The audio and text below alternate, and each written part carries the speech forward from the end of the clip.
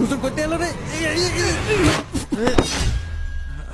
এই দেখতে পান না আপনি যত সব। এই দোস্ত থাম। হুজুর সরি, আপনার লাগেনি তো? না বাবা, আল্লাহ রক্ষা করেছে। তোমরা এত তাড়াহুড়া করে কোথায় যাচ্ছিলে? আসলে হুজুর, আমার এক বন্ধুর বাসায় দুর্গাপূজার দাওয়াত আছে, ওখানেই যাচ্ছিলাম।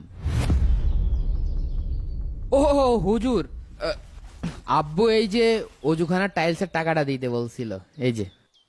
আল্লাহ তোমার আব্বুকে উত্তম প্রতিদান দান করুক। তোমরা পূজায় যাচ্ছিলে বললে? জি হুজুর, প্রতি বছরই যাই। কেন? আসলে হুজুর, আমি মনে করি ধর্ম পৃথিবীতে এসেছে মানুষের ভিতরে ভেদাভেদ সৃষ্টি করতে। যদি ধর্ম শান্তি আনতো তাহলে পৃথিবীতে এত আলাদা আলাদা ধর্ম থাকতো না। তোমার কথায় যুক্তি আছে বাবা। আচ্ছা চলো। কোথায়? আপনি যাবেন হুজুর পূজা দেখতে? হ্যাঁ যাব, চলো।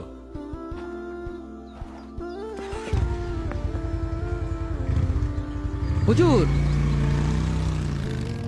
হুজুর, বুঝলাম না, আপনি পুজো মণ্ডপে গেলে বিষয়টা কেমন হয়ে যায় না?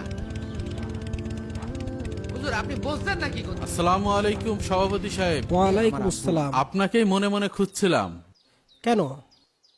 আমাকে একটু হেল্প করতে হবে। জি বলেন, কি সাহায্য করতে পারি? হুজুর, হুজুর আমার দেরি হয়ে যাচ্ছে। আরে দাঁড়াও। হ্যাঁ? এই ভাই, হ্যাঁ একটু এদিকে আসেন।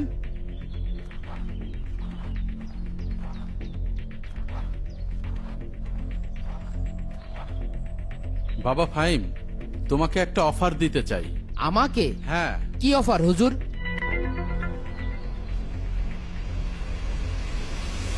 এই নাও 1,00,000 টাকা। এই টাকা পুরোপুরি তোমার। এটা দিয়ে তুমি যা খুশি করতে পারো। কিন্তু কেন হুজুর? শর্ত শুধু একটাই, তোমার আব্বুর সামনে এই লোকটাকে আব্বু বলে ডাকতে হবে। হুজুর আপনি এটা কি বললেন? আপনি কি পাগল হয়ে গেছেন? আমার বাবার সামনে অন্য আরেকজনকে টাকার জন্য আমি আব্বু বলে ডাকবো? হুজুর কি হয়েছে? আমি তো কিছুই বুঝতে পারছি না। কেন পারবে না বাবা? উনি তো একজন সম্মানিত লোক। তাছাড়া বিনিময়ে তো টাকাও পাচ্ছ।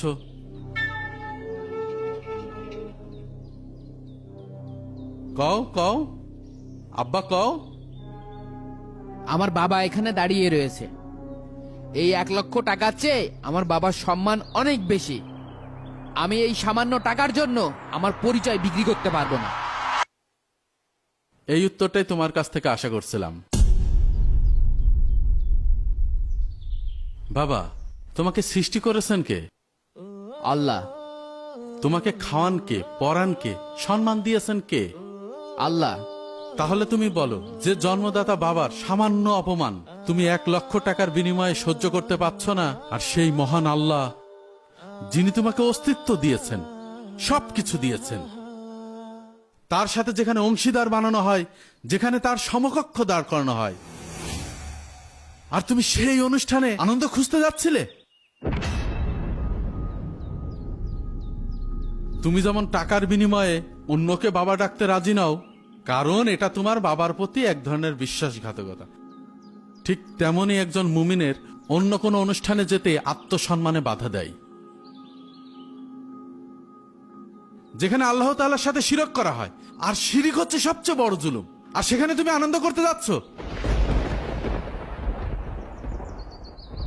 আপনি ভাগ্যবান সভাপতি সাহেব, আপনার ছেলে তার বাবাকে ভালোবাসে, তাই সে তার স্থান কাউকে দিতে পারেনি।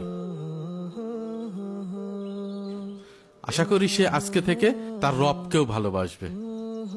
আজকে থেকেই বলুন, আর নয় আল্লাহকে অপমান। আপনার আরেকজন মুসলিম ভাইকেও ভিডিওটি শেয়ার করে সতর্ক করুন।